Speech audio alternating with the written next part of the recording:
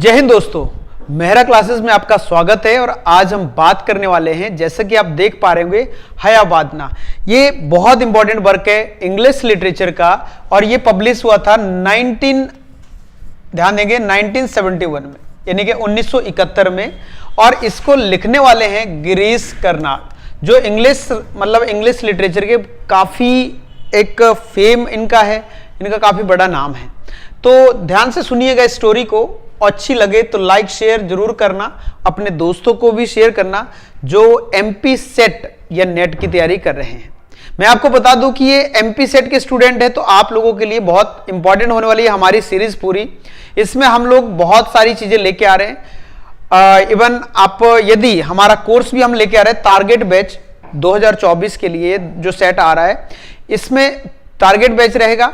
आपको नंबर दिख रहा होगा, यहां आप नंबर पे क्या मैसेज या फिर कॉल कर सकते हैं। मेहरा सर आपसे बात करेंगे, तो आप लोग यहां ज्वाइन कर सकते हैं हमारे साथ जुड़ने के लिए। यहां प्रॉपर गाइडेंस मिलेगी, आपको स्ट्रक्चरल कोर्स मिलेगा और साथ में आपको प्रैक्टिस करने के लिए 5000 MCQs मिलेंगे, जिसमें आपको प्रीवियस ईयर क्वेश्चन भी इन्वॉल्व होंगे। तो चलिए आज हम बात करते हैं हयावादना की।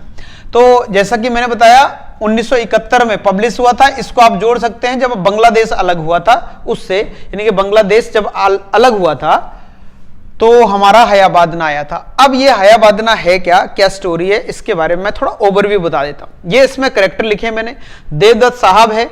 इनका कैरेक्टर कुछ इस तरह से है कि ये बहुत ही एक ज्ञानी व्यक्ति होते हैं, पंडित टाइप के होते हैं, जैसे थोड़ा धार्मिक प्रवृत्ति के व्यक्ति होते हैं। कपिला इसमें स्ट्रांग पर्सनालिटी को बताता है, एकदम सुडोल बॉडी, अच्छे खासे एकदम कट्स है इसमें, एप्स।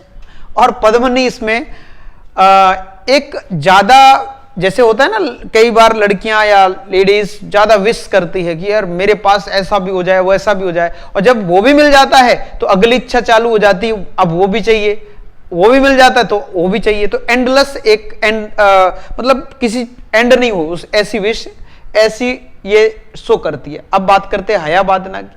हयावादना ऐसा व्यक्ति होता है जो आधा मतलब ह्यूमन होता है, आधा आदमी होता है और आधा घोड़ा होता है।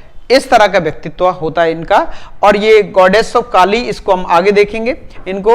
और भगवता, इसमें भगवता का रोल होता है क्या करने का, एक नरेटर का काम करने का। ये एक स्टेज पे परफॉर्म कर रहा था, स्टेज एक शो चल रहा था, उसी में हयावादना आता है और हयावादना से पूछता है। स्टोरी अब स्टार्ट करते हैं। जैसा कि मैंने बताया कि ये जो भगवता है, ये शो चल रहा था एक स्टेज पे, वही एंट्री होती है किसकी, एंट्री होती है हयावादना की। और हयावादना जैसे मैंने बताया आधा घोड़ा आधा इंसान होता है, और वो परेशान होता है अपनी जिंदगी से कि या तो यार इंसान ही बन जाऊं या तो घोड़ा ही बन जाऊं। वैसे ज्यादा इच्छा थी इंसान बन जाऊं, क्योंकि इंसान ज्यादा टैलेंटेड होते हैं। तो ये पूछा इन्होंने, किसने, भगवता ने, कि भैया ये क्या है। तो उन्होंने बोला कि भाई क्या करूं, जो मेरी मां थी है ना, वो इंसान थी और पिता थे वो घोड़ा थे। ये श्राप के कारण हुआ और इसी वजह से मैं क्या हूं, आधा घोड़ा आधा इंसान हूं। और ऐसी जिंदगी से मैं बिल्कुल परेशान हूं, तंग हूं। मैं चाहता हूं मैं या तो इंसान बन जाऊं या तो घोड़ा बन जाऊं। तो बढ़िया है। अब इसी में इन्होंने एक स्टोरी सुनाई हयावादना को। और स्टोरी क्या थी, स्टोरी थी किसकी, देवदत्त, कपिला और पद्मिनी की। इन तीनों की स्टोरी है। अब इन तीनों की स्टोरी सुन लीजिए क्या है। ये देवदत्त और जो पद्मिनी थे, ध्यान देंगे, देवदत्त और पद्मिनी ये अपने आप में हस्बैंड, आपस में हस्बैंड वाइफ थे। और इनके मित्र थे देवदत्त के कौन, कपिला। ठीक है, ये बढ़िया दोनों साथ में रहा करते थे, बहुत जिगरी यार थे, बहुत अच्छे दोस्त थे। और पद्मिनी ये देवदत्त की पत्नी थी, साथ में रहते थे। तो देवदत्त थोड़ा शरीर का ध्यान नहीं रखता था, तो थोड़ा सा ढीले ढाले शरीर का व्यक्ति था, और ये स्ट्रेंथ वाला व्यक्ति था, स्ट्रांग। तो पद्मिनी का कहीं ना कहीं रुझान कपिला की ओर भी जाता है। अब ये मान के चलिए कि ये लवर था उसका और ये हस्बैंड थे उसके, इस तरह से आप समझ सकते हो।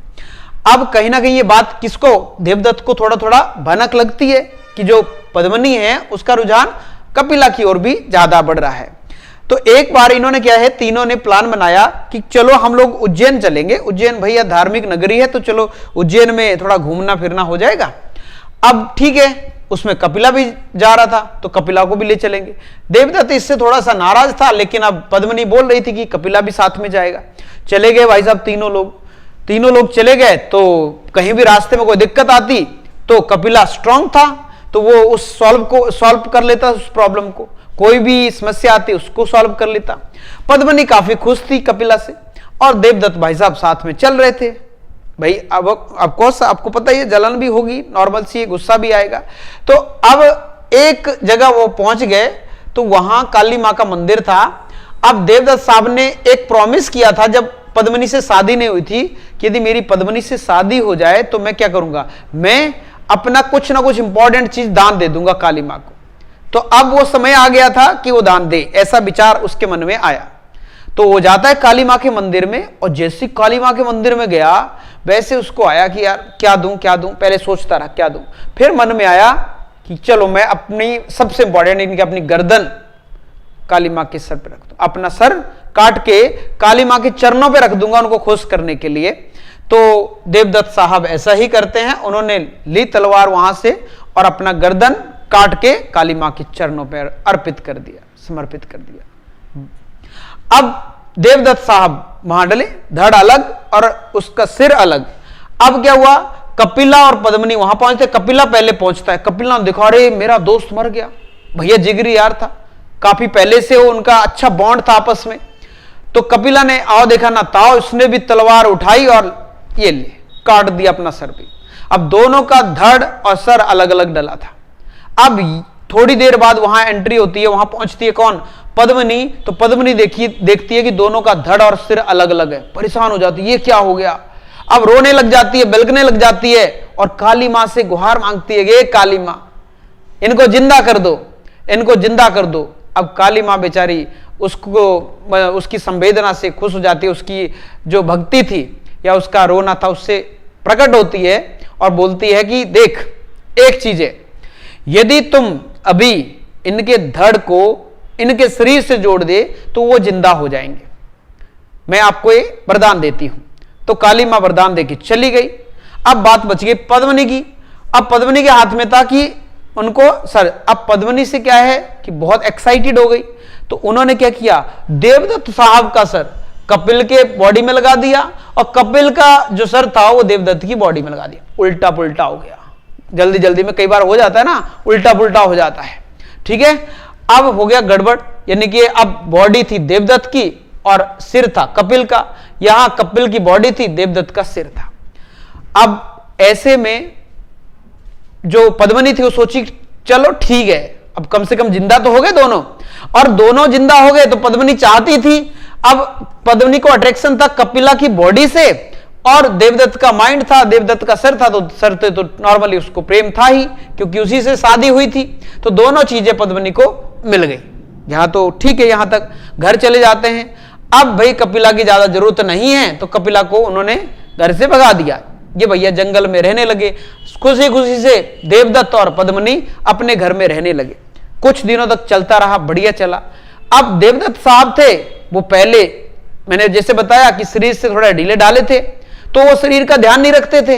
अब उन्होंने फिर से ऐसा ही किया, 6 महीने 1 साल में फिर से शरीर वैसा ही हो गया जैसा पहले था। कपिल का शरीर भी खराब कर दिया। और कपिल साहब थे, जो कपिला साहब थे, वो जंगल में थे, वो कसरत एक्सरसाइज वहां डिप्स लगा रहे होते थे, तो उनका शरीर फिर से सुडौल हो जाता है, फिर से स्ट्रांग हो जाता है। और अब कपिला का रुझान देवदत्त से थोड़ा सा कम हो जाता है। अब याद करती हो किसको, कपिला को, कपिला को याद करती है पद्मिनी। और एक दिन वो घर से भाग जाती है और कपिला को ढूंढने के लिए जंगल में जाती है। तो कपिला भाई एक्सरसाइज कर रहा था, डिप्स लगा रहा था, देखा तो वैसे शरीर था जैसे पहले था। तो पद्मिनी उसकी अट्रैक्ट हो गई, है ना, और वहीं रहने लग गई।